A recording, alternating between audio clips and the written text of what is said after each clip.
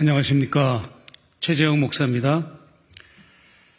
저는 디올백 명품 수수 사건, 그리고 설 연휴 중에 윤석열 대통령이 KBS와 대담한 거에 대한 저의 입장을 말씀드릴 것입니다. 그리고 이 자리에서 보수 기독교 단체 목회자들이 성명서와 입장문을 통해서 저를 공격하고 사실관계 확인을 하지 않은 채 정권에 아부하는 그 성명 규탄서를 제가 저의 입장을 또 발표하는 말씀을 드리겠습니다.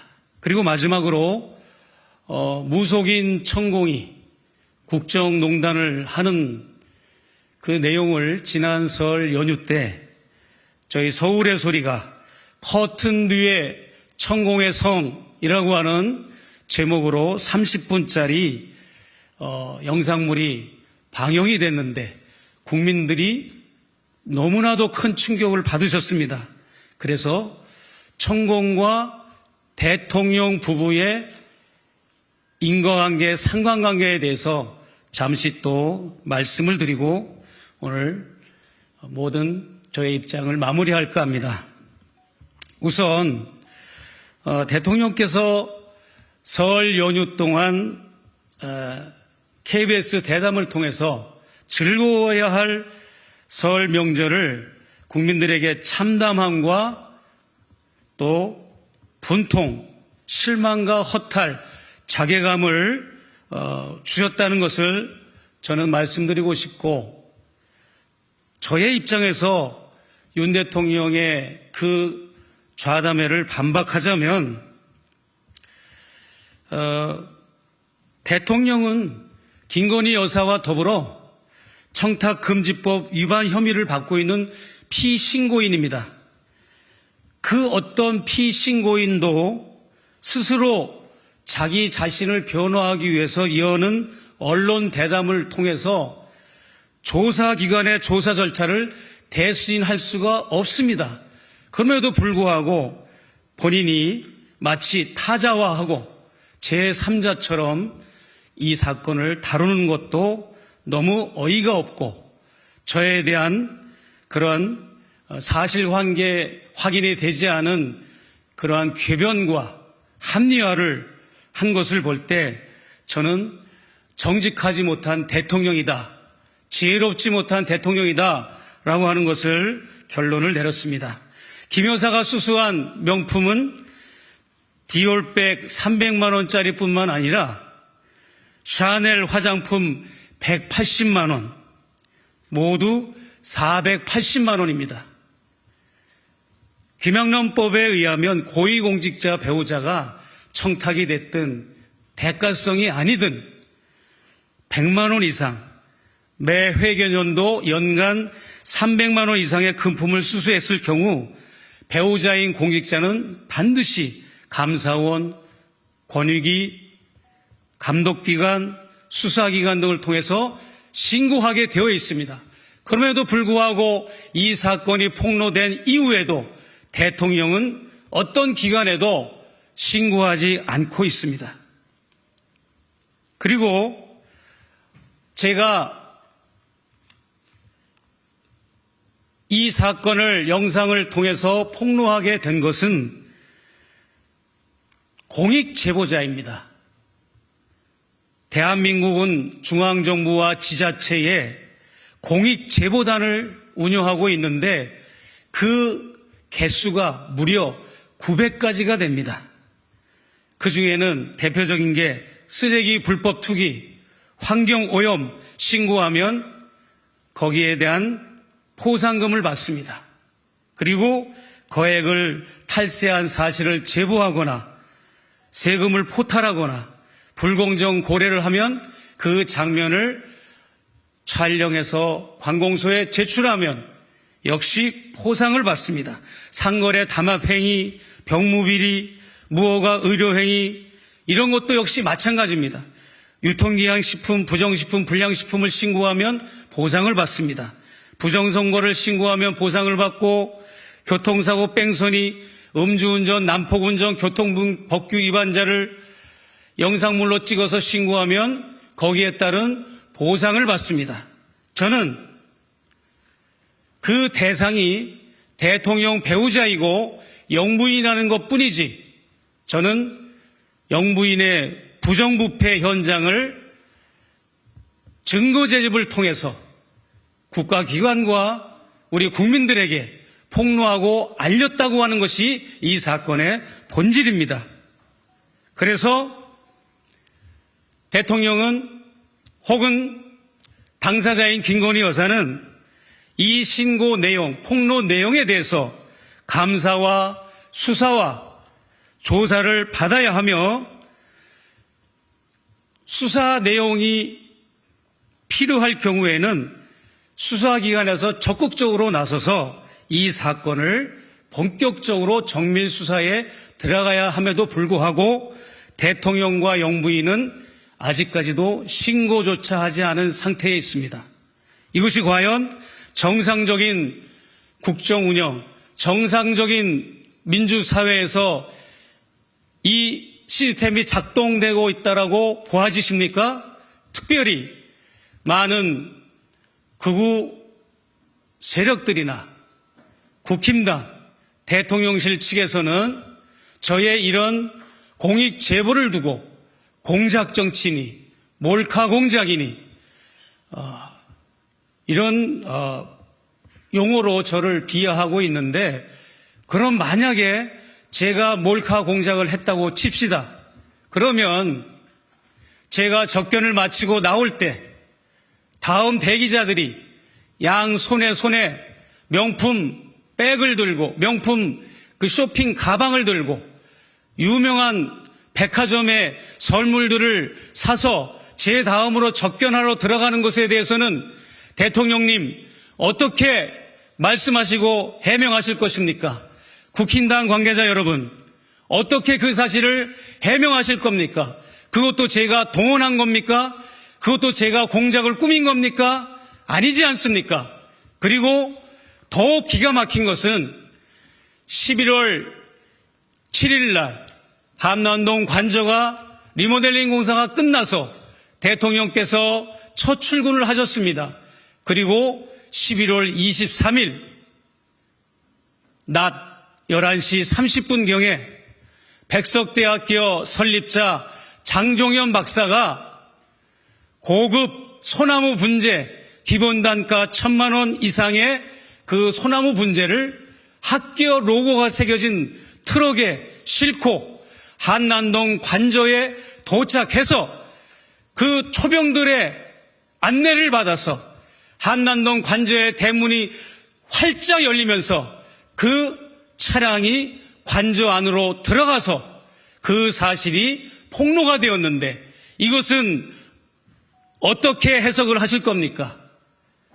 저는 디올백 수수 사건을 기점으로 해서 그 이후에도 김건희 여사와 윤석열 대통령은 분명히 부부가 모두 인지하고 있었습니다. 왜?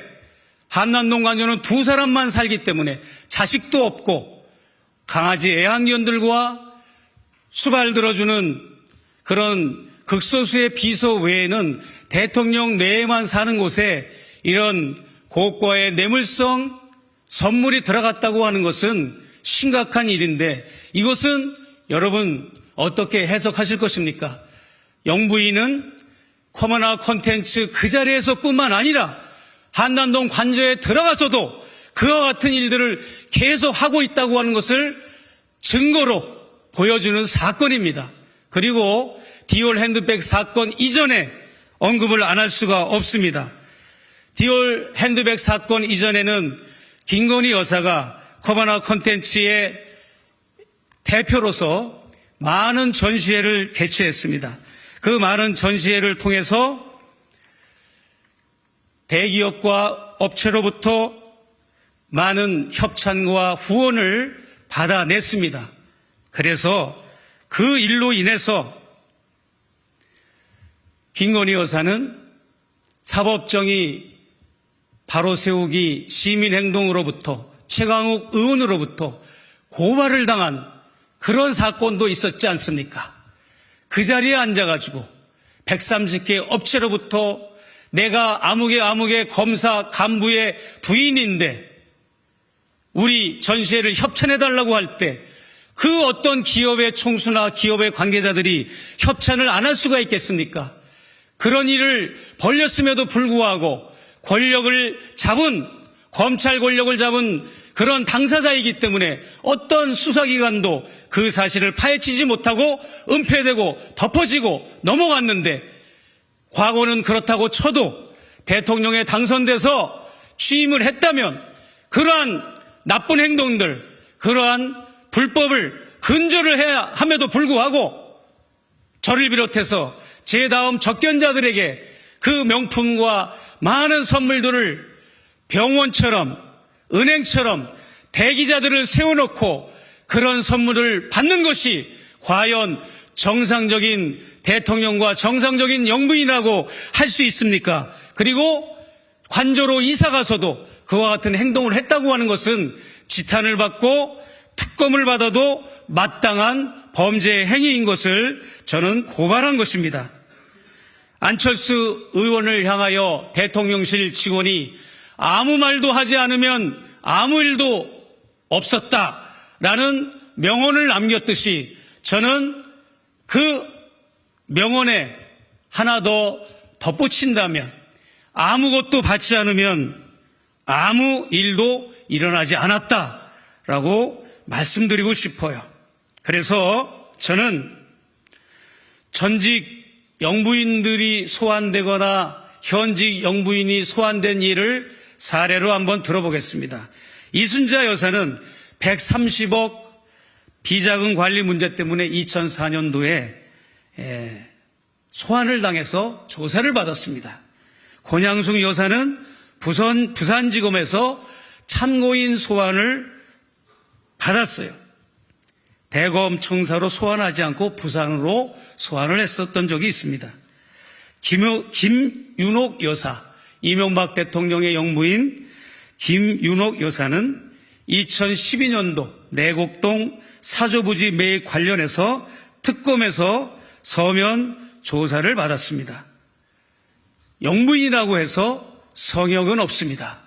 이런 엄청난 혐의가 있음에도 불구하고 아무런 언급이 없고 아무런 사과도 없고 아무런 검찰 조사에 요구를 하지 않는다면 대한민국의 모든 상권 분립의 이 시스템은 붕괴되었다고 저는 생각을 합니다. 그리고 수도권 기독교 총연합회 목회자들과 기독교 대한 하나님의 성의 목회자들, 그리고 한기총 목회자들이 여러 가지 다양한 방식으로 저를 규탄하는 성명서를 발표했는데, 제가 말씀드리고자 하는 것은 구약 성경의 예언자나 선지자들은 하나같이 그 당대의 권력가들과 자본가들과 부자들을 올바르게 인도했고, 그렇게 올바로 따라오지 않을 경우에는 질책을 하고 호통을 치고 그러한 역할을 한 것이 구약시대의 예언자와 선지자들이었고, 또 신약시대에 접어들어서 세례요한은 헤롯 임금, 권력자 헤롯 임금이 동생의 아내를 취해서 살고 있는 것을 도덕성과 윤리성을 지적해서 그는 결국은 순교를 당했습니다. 오늘날 한국교회 목회자분들, 권력에 기생하고 권력에 아부하는 교회가 목회자가 되어야 되는 것이 아니라 권력을 감시하고 자본을 감시하고 권력의 부정부패를 감시하는 역할을 한국교회가 해야 함에도 불구하고 재미교포인 제가 그런 문제 제기를 했다고 해서 갑자기 저를 이단으로 몰아가고 종북으로 몰아가고 간첩으로 몰아가는 이러한 작태는 결코 용납될 수 없는 그러한 행동임을 제가 반박을 하고 싶습니다. 마지막으로 천공이라고 하는 무속인이 우리 대한민국의 미래와 통일 한반도의 미래를 그 무속적인 본인의 종교적 판타지와 자신의 종교적 교리를 가지고 대통령 부부를 국정농단하고 대통령 부부에게 직간접적으로 크나큰 영향을 끼친 가운데 대통령 취임한 이후 지금까지 2년 가까이 정법 강의라고 하는 형식을 통해서 자신이 국정에 관여하고 국정의 오더와 미션을 줘서 지금까지 천공이 윤석열 정부의 국정에 개입한 것은 손으로 헤아릴 수 없을 정도로 수십 가지가 넘습니다. 이런 가운데 저는 천공을 3차례에 걸쳐서 4시간 동안 한 번에 4시간 동안 3차례 인터뷰를 통해서 지난 설날에 국민들에게 공개를 했습니다. 아직도 다음 2차 공개가 남아있고 본 방송이 또 남아있습니다. 심각합니다. 다른 것은 몰라도 통일은 내년 2025년 가을에 될 것이다. 그리고 통일은 국민들이 자고 일어나니까 아무도 모르고 있다가 자고 일어나면 통일이 되어 있을 것이다. 이런 위험한 국정 정책을 대통령 측에 제시함으로써 대통령은 그것을 지금 국정에 운영 중에 있습니다. 비근한 예로 이달 2025년 2월 5일 날 김용호 통일부 장관이 4대 연구원장을 불러 모아서 광화문에 있는 포시즌 호텔에서 자유북진 정책, 자유북진 통일이라고 하는 그 포럼을 열면서 북을 라디오로 심리전을 할 것이고 여러 가지로 북을 자극해서 국직전과 전면전을 불사하는 것을 암시하는 그러한 정책을 발표하는 것을 보고 저는 경악을 하였습니다. 이러므로 여러분들은 천공의 그 국정농단을 놓고 특검으로 다시 그것을 새 국회의원들이 당선되면 특검으로 다시 그것을 규명을 해야 할 것이고 또 건진법사도 특검으로 규명을 해야 할 것이고 세 번째는 김건희 여사 일가 아버지 김충식, 어머니 최은순, 오빠 김진우, 남동생 김진환 모든 이런 일가족이 얼마만큼 국정에 개입되어 있고 인사청탁, 이권 개입에 관여되어 있는 것을 특검으로 여러분이 해주셨으면 좋겠고 그리고 또 제 사건, 디올 핸드백 사건도 제 디올 핸드백 사건과 그 이전에 일어났던 코마나 컨텐츠의 검사 간부 시절에 했던 그러한 많은 후원 협찬을 받았던 것 그리고 한남동 관저로 많은 선물이 들어갔던 것들 그리고 저 말고 다음 대기자들이 선물을 가지고 들어갔던 것 디올 핸드백 특검 이렇게 해서 4가지 특검이 더 추가로 쌍특검 외에 더 발효가 돼야 된다고 저는 생각을 합니다. 감사합니다.